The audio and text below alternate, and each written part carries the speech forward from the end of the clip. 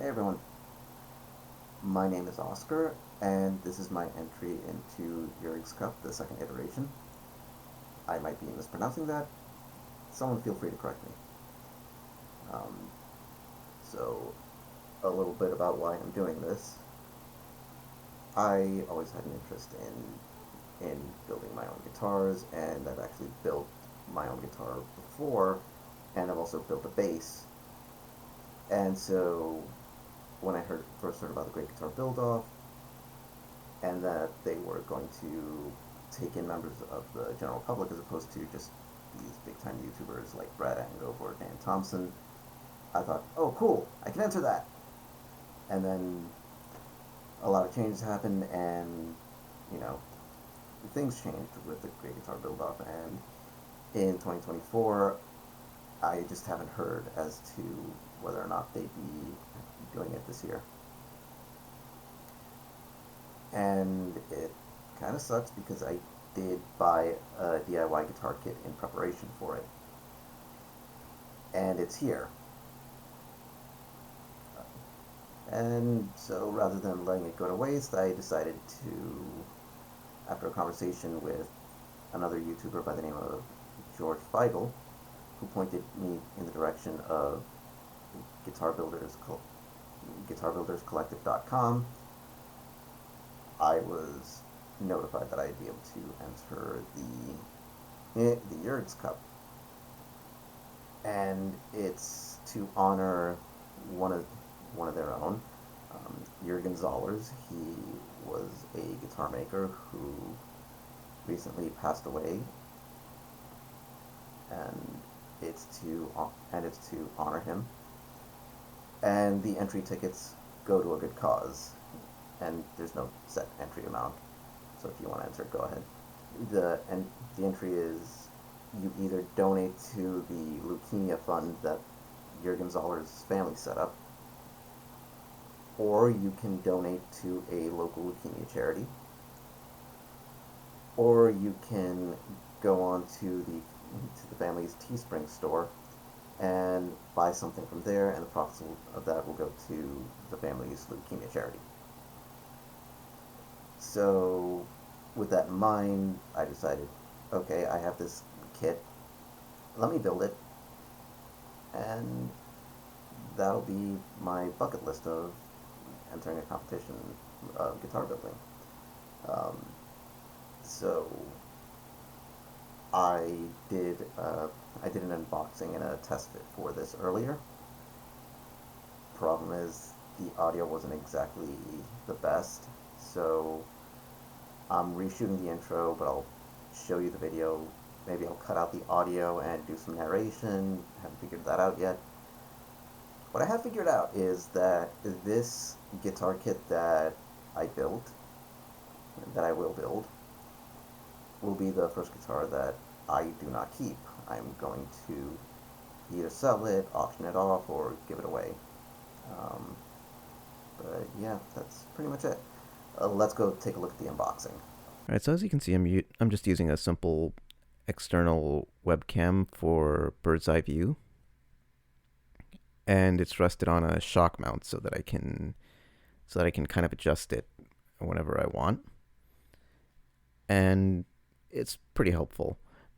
I actually didn't buy it for this purpose. I bought it for my drum lessons to give my teacher a bird's eye view of what it is I'm actually doing on the drums, and and luckily my drum kit's electronic so that I can connect it to my computer, and my drum teacher is actually able to hear actual drum sounds as opposed to me just hitting mesh pads all day. Um, this is a PRS style kit from Pango Guitars, and it was just a nightmare to open that. They really enclosed that in as much tape as they could. But yeah, it's a PRS style body, and here I am opening up the box, and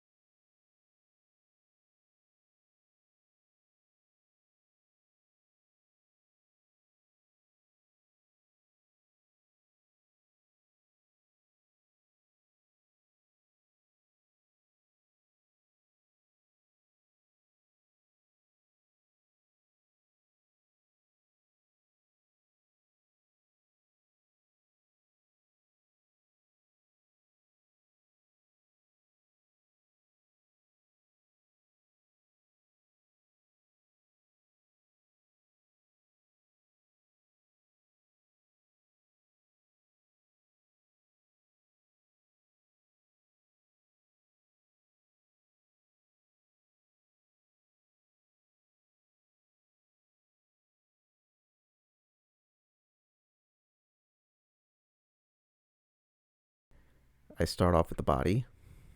I'm just taking a look at it. I ordered a custom kit. I don't know if you can tell from that. So generally, this is not what a PRS style control cavity looks like. I actually asked them to route out the control cavity to look like that of an SG, which those are guitars that I own. I own an Epiphone SG and a Gibson SG, and I'm actually a little fascinated because I think that they gave me a guitar with a maple cap as opposed to a maple veneer.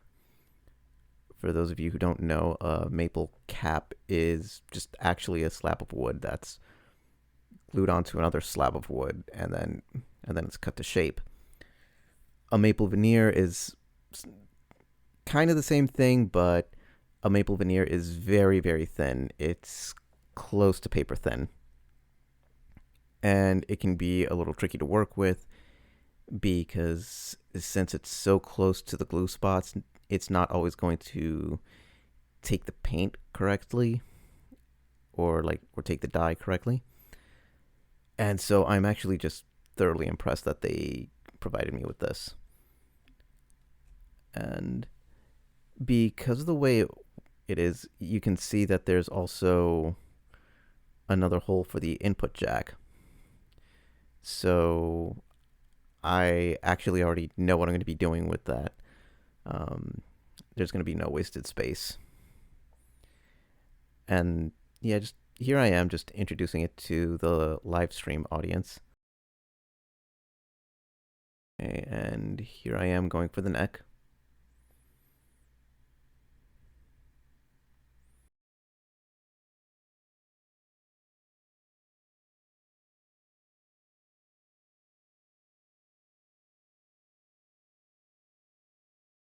And as you can see, so looks like the neck is mahogany, but the fretboard is maple. So that means I'm going to be working with it a little differently. Yeah, I'm doing a test for the neck pocket.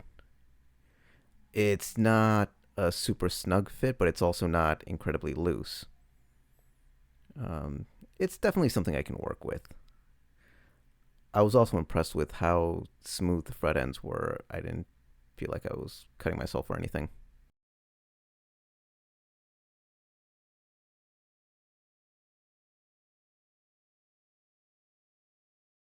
And as you can tell, I really probably should invest in like a proper work table.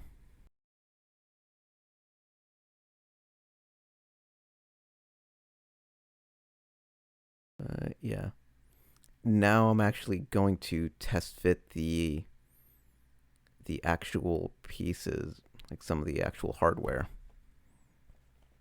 All right. First, you can see that I am test fitting a humbucker pickup that I bought off Guitar Fetish.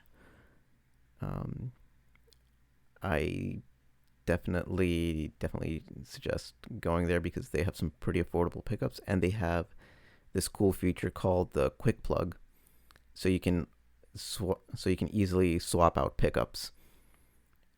And the other cool thing about it is if you have these pickups that you really like, but you also want to use the quick plug system, you can buy these adapters to make them adapt to the quick plug system. So yeah, and here I am just opening up some tuner some tuners. Just want to check to see if they fit in the tuning pegs, and you're also going to see what I'm going to do in a few minutes. But yeah, I don't know why I put that pickup back. Um,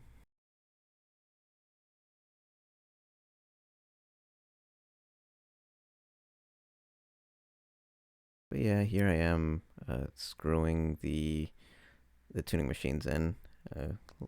Looks kind of an inappropriate angle. I'll have to remember to do better with that.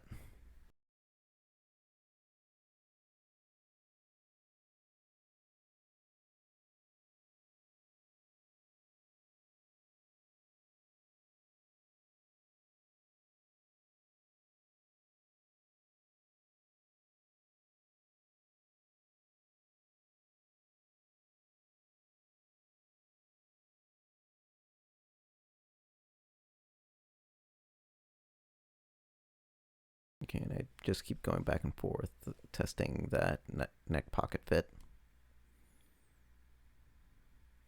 And here I go with the bridge. As you can see, between the pickup, the tuning pegs, and now the bridge, I'm definitely going with a particular theme here in terms of hardware.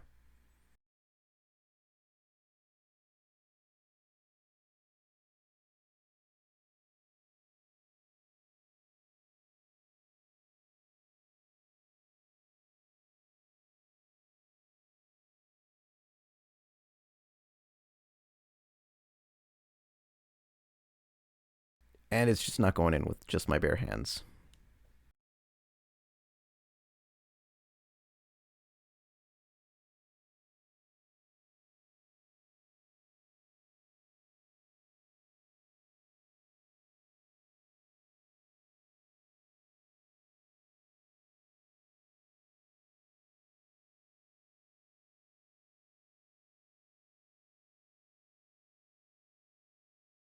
Yeah, finally I get the message and I decide to get up and go to one of the corners of my office space. Yeah, and always use a rubber mallet when you're going to do stuff like this.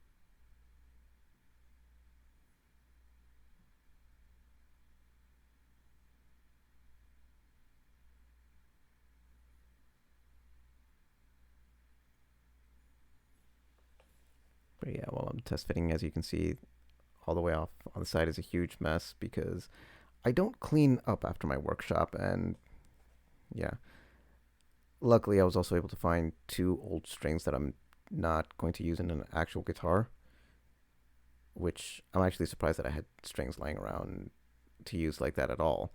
Um, I don't know if you could tell, but on my left wrist, not only is there a watch, but there's also I also have these bracelets that I make out of my old guitar strings. It helps keep my soldering skills sharp and keeps things from going to waste. But yeah, nothing fancy. I just wanted to test the string spacing.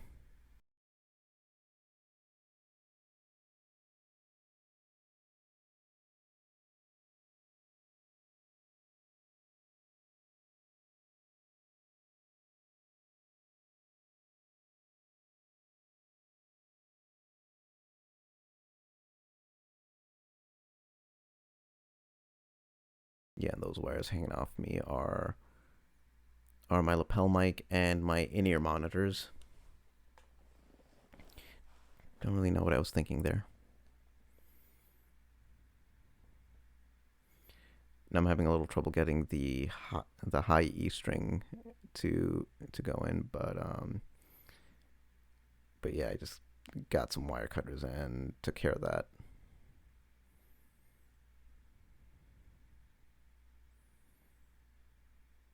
Yeah, in this space, I'm never too far away from a specific tool.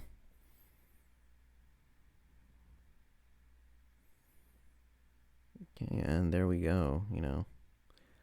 Um, so yeah, pickup wise, it the string goes over the pickup where it's supposed to.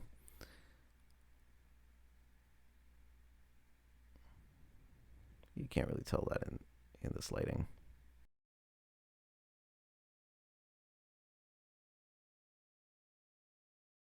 And yeah, I'm putting away my guitar strings, like just wrapping them up neatly again.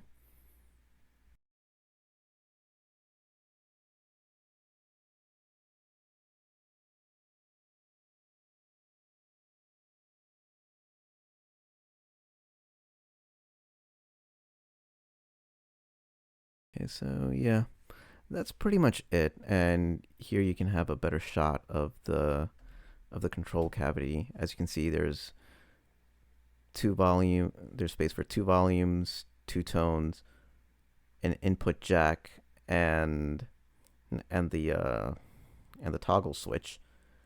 But what I'm actually going to be doing is, because there's already a part for the input jack on the side, what I'm going to be doing with the piece that's supposed to be for the input jack, I'm going to be doing something completely different with that, and stick around and you get to see what it looks like.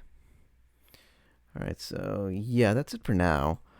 Uh, I'll go ahead and catch you later. Take care.